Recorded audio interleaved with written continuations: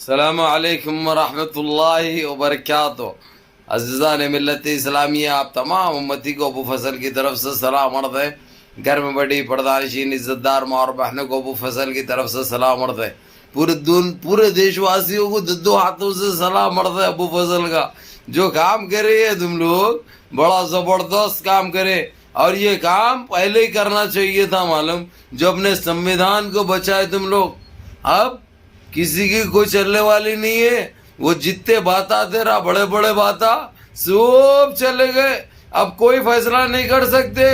समझ गए होंगे आप लोग, खुल के नहीं आ रहा हूं मैं, और आ जाता हूं भी मैं अगर से हट गया फ्रेम से। तो अब कोई हिंदू राष्ट्र जो जो ख्वाब देखे थे वो सब चुकनाचूर हो गए। वो फैसले चलने वाले नहीं है, क्योंकि अब बीजेपी खुद 272 का आंकड़ा पार नहीं करी, 239 पे दम तोड़ दी, 239 पे, समझे।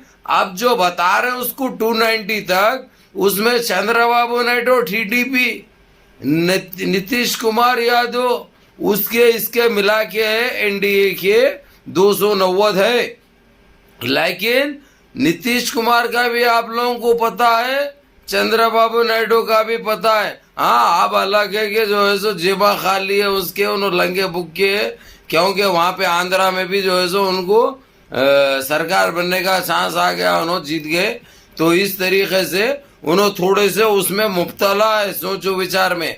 लेकिन अब फैसले इन्हों नहीं कर सकते, कुछ भी गलत फैसले नहीं कर सकते। जैसा इससे पहले यूपीए सरकार थी, इंडिया अलायंस तो अब बनी, इससे पहले यूपीए थी। मनमोहन सिंह का क्या काम था? खाली फाइल देखना, साइन करना। तो अब इन्हों अगर से करे भी एनडीए, तो उससे ज्यादा काम नहीं, कुछ भी नहीं रहता। अब जो जो बड़े बड़े बातें थे, जुमलेबाजी थी, हवा में तीरा थे, वो सब चले गए। वो अब नहीं चलने वाला है, कुछ भी नहीं चलता। उन्होंने अपनी मर्जी से कुछ भी नहीं कर सकते। अब ना 30 लाख का पहन सकते जॉकेट, ना कोट, कुछ नहीं। एक सही तरीके से कुर्ते पैजामे पे जिंदगी गुजारना है चाहिए तो, नहीं तो फिर अच्छा तो हम चलते हैं, फिर कब मिलोगे बोले तो रहे तो 5 साल के बाद दिखेंगे, नहीं तो नहीं बोले, वैसा रहता।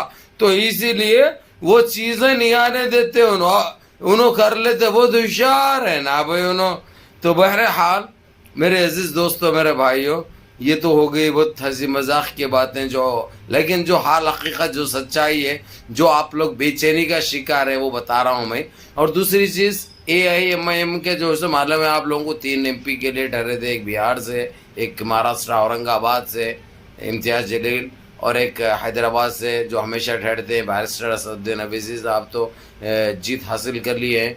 लेकिन औरंगाबाद की सीट इम्तियाज जलील की तो 1,12,000 कुछ चिल्लर वोटों से गंवा चुकी है, जा चुकी है। और वहाँ बिहार का भी जो है सो AIMIM की सीट वहाँ से भी जा चुकी है।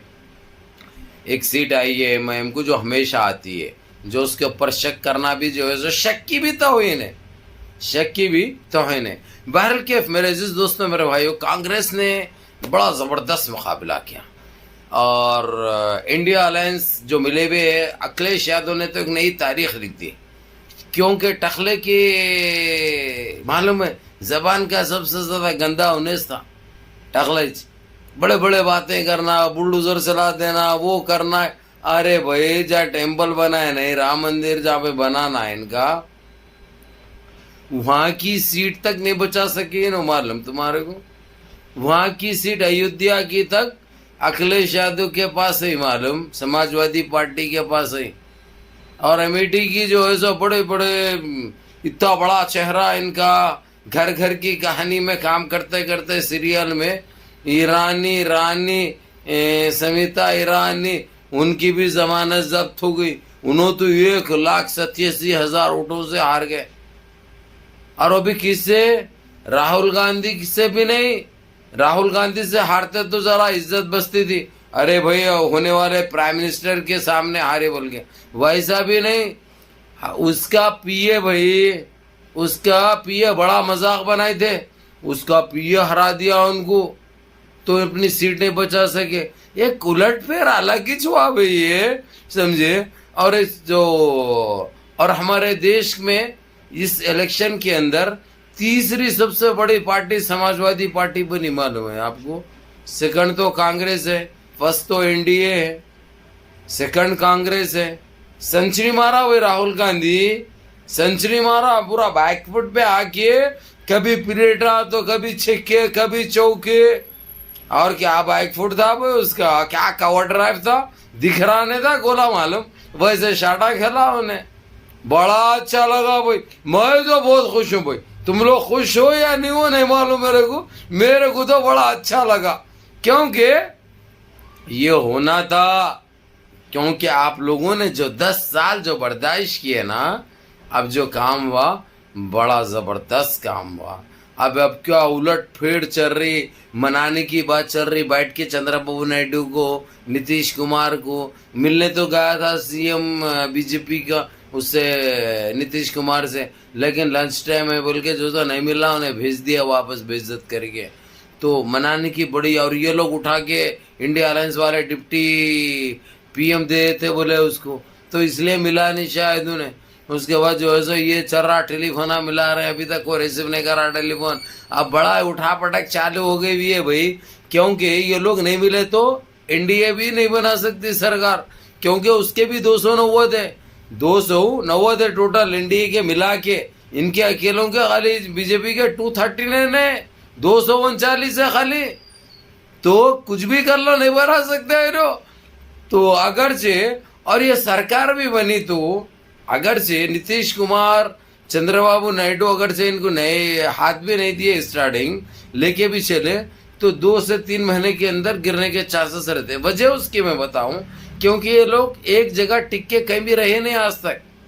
और कईयों मरतबा नीतीश कुमार की तो हिस्ट्री आप लोगों को पता है, और चंद्रबाबू नायडू के बारे में अच्छी तरह मालूम है कि कैसा चलता, क्या चलता, क्या हाल है इनका, इनकी तबीयत, इनकी मिजाज कैसी रहती, रहन सहन कैसा रहता, आपको पता है। कभी भी पलटते हो चंद्रबाबू नायडू साहब का अलग है मिजाज, वो बड़ा खतरनाक मसला होता हो, गप बोल के कभी भी दे सकते हो ना।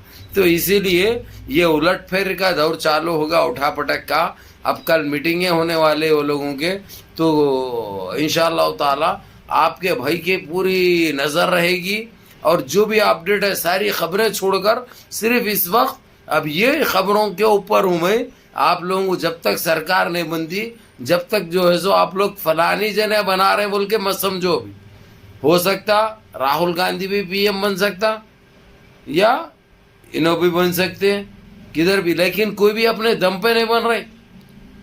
ये सब तोड़ मोड़ के सरकार बनाना है। हालांकि आप लोगों को पता है नरेंद्र मोदी जब 3 मरतबा चीफ मिनिस्टर बने थे, तो अपनी खुद की अक्सरियत पे बने थे, अपने खुद के पावर से, ताकत से।